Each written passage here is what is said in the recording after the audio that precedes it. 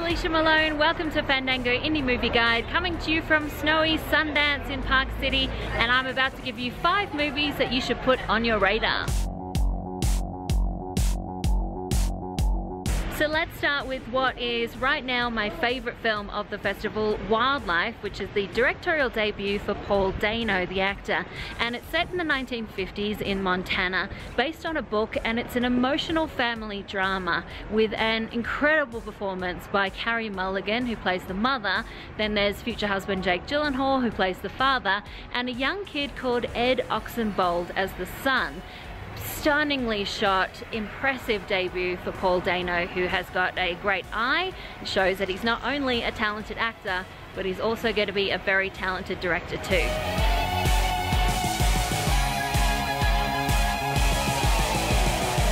American Animals is a very interesting mix between a narrative heist film and documentary style interviews. It's based on a true story about a group of college students who plotted to steal some rare books from the library, but I love the way that they interject the narrative story with the real interviews from the people, which also plays with the idea of memory. It's got a great young cast including Evan Peters and Barry Keoghan. Generation Wealth is a fascinating documentary by photographer Lauren Greenfield, who has been studying the effects of wealth for many, many decades.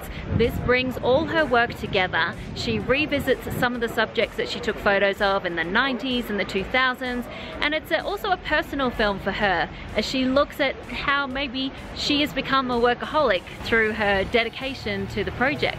It's a fascinating and disturbing look at the damage of excess and always wanting more.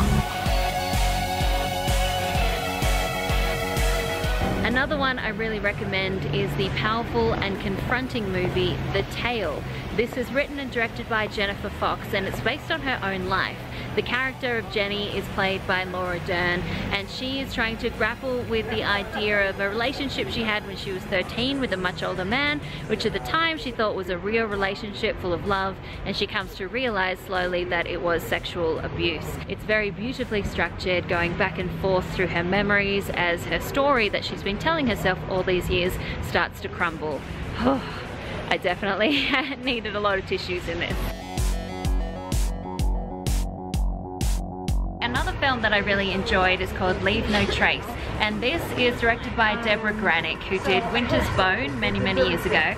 This is a return to scripted feature films for her, and once again it's about a young girl, this time played by Thomasin McKenzie, a brilliant young Kiwi actress, and it follows her and her father, who's played by Ben Foster, as they navigate his PTSD after being in the army, trying to live off the grid in a park out of society and stay together as a family.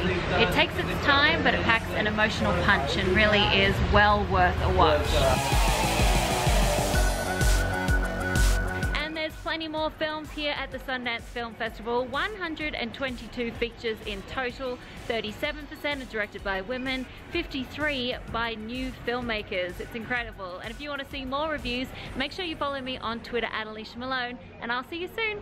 Bye!